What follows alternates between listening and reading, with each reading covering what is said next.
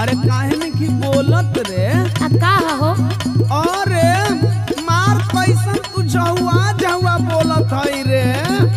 अरे झौहा के बोले वाला बतिये न बाहो।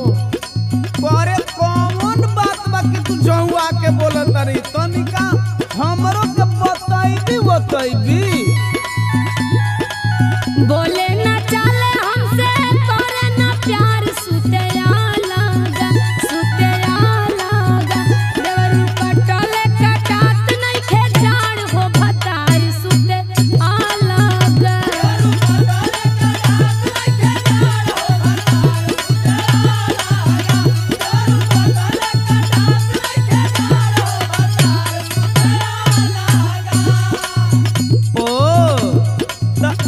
समझ में आई हमरा कि एक हफ्ता से ऐसा काहे होत बा?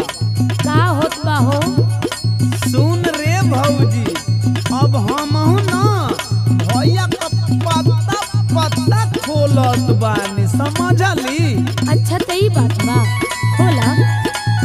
एही से भैया भी जरा में भइल बाले टुवारा, हा टुवारा। भैया सुतेल दलनिया में रूस के बिछा के भैया पुआरा।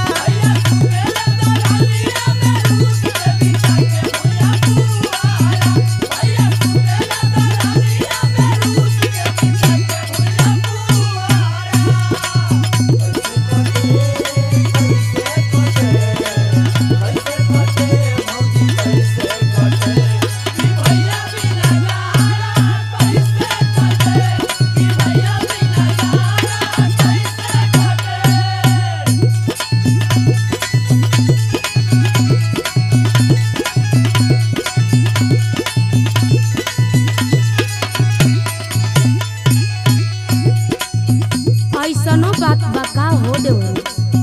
तोहर भइयो परेशान रहतारन का हो?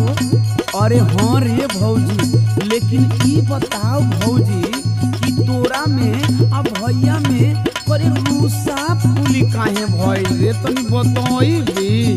त देवरू सुन, एक दिन ओढ़ावे के कहले राजाई देहिया उघार भई लड़ाई।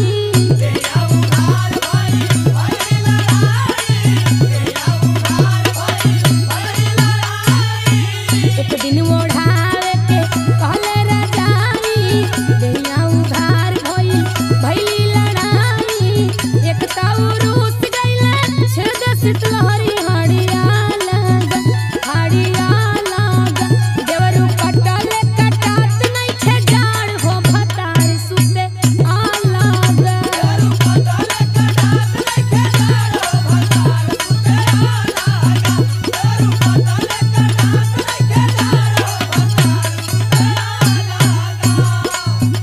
ऐसनो बात बका रे भौजी?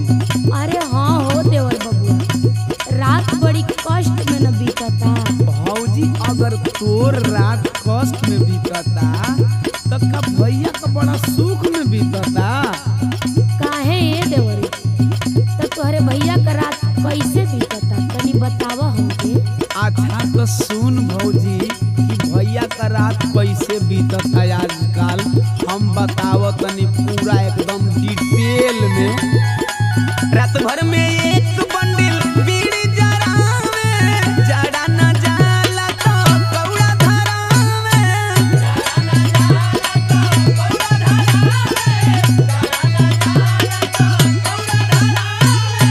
रात भर में एक बंडल बीड़ी जरावे, जड़ा न जाला तो कौड़ा धरावे। असरा में खिड़की से झांकेल कबो देखे दुआरा, हा दुआरा।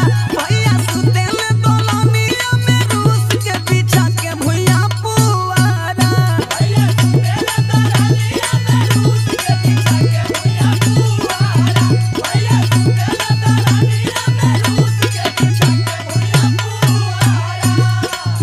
अच्छा ए देवरी, एगो बात कही। अरे भौजी एगो करे, दो चार दस दर्जन कहू, हमहू भैया को से सुने खातिर तैयारे बानी।